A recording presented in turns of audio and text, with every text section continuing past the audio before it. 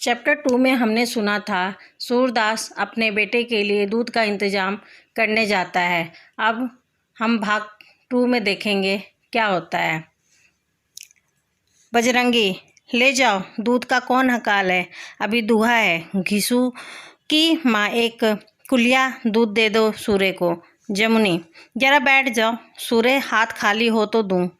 बजरंगी, वहाँ मिठुआ खाने बैठा है तो तय कहती है हाथ खाली तो हो तो दूँ, तुझसे न उठा जाए तो मैं जाऊँ। जमुनी जानती थी कि यह बुद्धू दास उठेंगे तो पाव के बदले आधा सेर दे डालेंगे। चटपट रसोई से निकल आई, एक कुल्हिया में आधा पानी लिया, ऊपर से दूध डालकर सूरदास के पास आई और विसाकत हितैषीता से बोली, यह लो, लौंडे की जीभ तुमने ऐसी बिगाड़ दी है कि बिना दूध के कौर नहीं उठाता। बाप जीता था तो भर पेट चने भी न मिलते थे, अब दूध के बिना खाने ही नहीं उठता। सूरदास, क्या करूं, भाभी रोने लगता है तो तरस आ जाता है। जमुनी, अभी इस तरह पाल पोस रहे हो, एक दिन काम आएगा, मगर देख लेना जो चुल्लू भर पानी को भी पूछे। मेरी बात गांठ बांध लो, पराया लड़का कभी अपना नहीं होता। हाथ पांव हुए तो तुम्हें लात मारकर अलग हो जाएगा। तुम अपने लिए सांप पाल रहे हो। सूरदास, जो कुछ मेरा धर्म है किए देता हूँ। आदमी होगा तो कहाँ तक जस न मानेगा। हाँ, मैं अपनी तकदीर ही खोटी है तो कोई क्या करेगा। अपने ही लड़का बड़े होकर मुँह नहीं फेर लेते। जमुनी, क्यों नहीं कह देते मेरी भैंसे चरा लाया करें, जवान तो हुआ, क्या जन्म भर नन्हा ही बना रहेगा। घिसू की ही जोड़ी पारी तो है। मेरी बात गांठ बांध लो, अभी से किसी काम में न लगाया तो खिलाड़ी हो जाएगा, फिर किसी काम में उसका जी न लगेगा, सारी उम्र तुम्हारे ही सिर फिलौतियों खाता रहेगा। सूरदास इसका कुछ जवाब न दिया, दूध की कुल्लिया ली और लाठी से टटोलता हुआ घर चला। मिट्ठू जमीन पर सो रहा था, उसे फिर उठाया और दूध में रोटियां भिगोकर उसे अपने हाथों से खिलाने लगा। मिट्ठू नींद में से गिरा पड़ता था, पर कौर सामने आते ही उसका मुंह आप ही आप खुल जाता। जब वह सारी रोटियां खा चुका तो सूरदास ने उसे चटाई पर लिटा दिया और हांडी से अपनी पंचमेल खिचड़ी निकालकर खाई। पेट न भरा तो हांडी धोकर पी गया। तब फिर मिट्ठू को गोद में उठाकर बाहर आया, द्वार पे कुंडी लगाई और मंदिर की ओर चला। यह मंदिर ठाकुर जी का था। बस्ती के दूसरे सिरे पर ऊंची कुर्सी थी। मंदिर के चारों तरफ 3-4 गज का चौड़ा चबूतरा था। यही मोहल्ले की चौपाल थी। सारे दिन 10-5 आदमी यहाँ लेटे या बैठे रहते थे। एक पक्का कुआं भी था जिस पर जगधर नाम का एक खोमचे वाला बैठा करता था। तेल की मिठाइयाँ, मूंगफली, रामदाने के लड्डू आदि रखता था। राहगीर आते उससे मिठाइयाँ लेते, पानी निकालकर पीते और अपनी राह चले जाते। मंदिर के पुजारी का नाम दयागिरी था, जो इसी मंदिर के समीप एक कुटिया में रहते थे। सगुण ईश्वर के उपासक थे।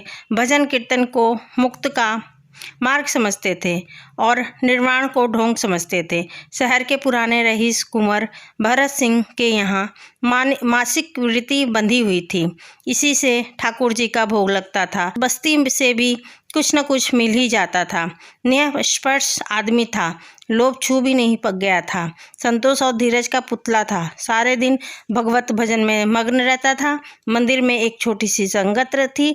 8-9 बजे रात को दिन भर के काम धंधे से निर्मित होकर वह कुछ भक्तजन जमा हो जाते थे और घंटे 2 घंटे भजन गाकर चले जाते थे। ठाकुर दिन ढोलक बजाने में निपुण था। बजरंगी करताल बजाता था। जगधर तो तंबूरे में कमाल था। नायक राम और दयागिरी सारंगी बजाते थे। मंजीरे वालों की संख्या घटती बढ़ती रहती थी। जो और कुछ न कर सकता वह मंजीरा ही बजाता था। सूरदास इस संगत का प्राण था। वह ढोल, मंजीरे, करताल, सारंगी, तंबूरा सभी से समान रूप से अभ्यस्त था और गाने में तो आसपास के कई मोहल्ले में उसका जवाब न था। ठुमरी गजल से उसे रुचि न थी। कबीर, मीरा, दादू, कमाल, पलटू आदि संतों के भजन गाता था उस समय उसका नेत्रहीन मुख अति आनंद से प्रफुल्लित हो जाता था। गाते गाते मस्त हो जाता, तन बदन की सुधि न रहती, सारी चिंताएं सारे क्लेश भक्ति सागर में विलीन हो जाते थे। सूरदास मिट्ठू के लिए पहुंचा तो संगत बैठ चुकी थी। सभासद आ गए थे, केवल सभापति की कमी थी। उसे देखते ही नायक राम ने कहा, तुमने बड़ी देर कर दी, आधा घंटे से तुम्हारी राह देख रहे हैं। यह लौंडा बेहतर तुम्हारे गले पड़ा है, क्यों नहीं इसे हमारे ही घर में कुछ मांगकर खिला दिया करते। दयागिरी यहाँ चला आया करे तो ठाकुर जी के प्रसाद से ही पेट भर जाए। सूरदास तुम ही लोगों का दिया खाता है या और किसी का? मैं तो बनाने भर को हूँ। जगधर लड़कों को इतना सिर चढ़ाना अच्छी बात नहीं है। गोद में लादे फिरते हो जैसे नन्हा सा बालक हो। मेरा विद्याधर इससे 2 साल छोटा है, मैं उसे कभी गोद में लेकर नहीं फिरता। सूरदास बिना माँ बाप के लड़के की हट्टी हो जाते हैं। हाँ क्या होगा?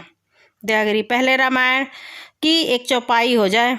लोगों ने अपने अपने साथ संभाले, सुर मिला और आधे घंटे तक रामायण हुई। नायक राम वाह सूरदास वाह, अब तुम्हारे ही दम का जुलूस आया। बजरंगी मेरी तो कोई दोनों आंखें ले ले और यह हुनर मुझे दे दे तो मैं खुशी से बदल लूँ। जगधर अब अभी भैरव नहीं आया, उसके बिना रंग नहीं जमता। बजरंगी ताड़ी बेचता होगा, पैसों का लोभ बुरा होगा। घर में एक मेहरिया है और एक बुढ़िया माँ, मुदा रात दिन हाय हाय पड़ी रहती है। काम करने को तो दिन है ही भला, रात को तो भगवान का भजन हो जाए। जगधर सूर्य का दम उखड़ जाता है, उसका दम नहीं उखड़ता। बजरंगी तुम अपना खोंचा बेचो, तुम्हें क्या मालूम दम किसे कहते हैं। सूरदास जितना दम बांधते हैं उतना दूसरा बांधे तो कलेजा फट जाए, हंसी खेल नहीं है। जगधर अच्छा भैया, सूरदास के बराबर दुनिया में कोई दम नहीं बांध सकता। अब खुश हुए? सूरदास भैया इसमें झगड़ा काहे का है?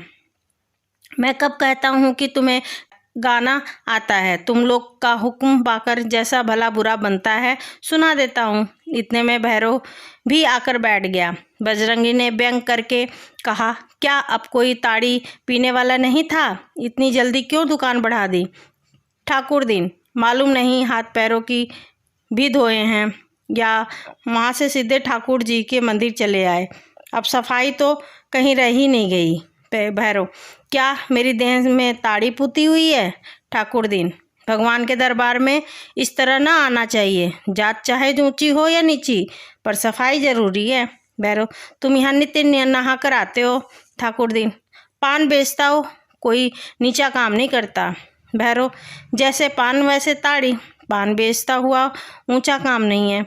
ठाकुर दिन पान भगवान के भोग के साथ रखा जाता है, बड़े बड़े जने उधारी मेरे हाथों का पान खाते हैं, तुम्हारे हाथ का तो कोई पानी नहीं पीता। नायक राम ठाकुर दिन यह बात तो तुमने बड़ी खरी कही, सच तो ये पासी से कोई घड़ा तक नहीं छुआता। भैरव हमारी दुकान पर एक दिन आकर बैठ जाओ तो दिखा दूं कैसे कैसे धर्मात्मा और तिलकधारी आते हैं।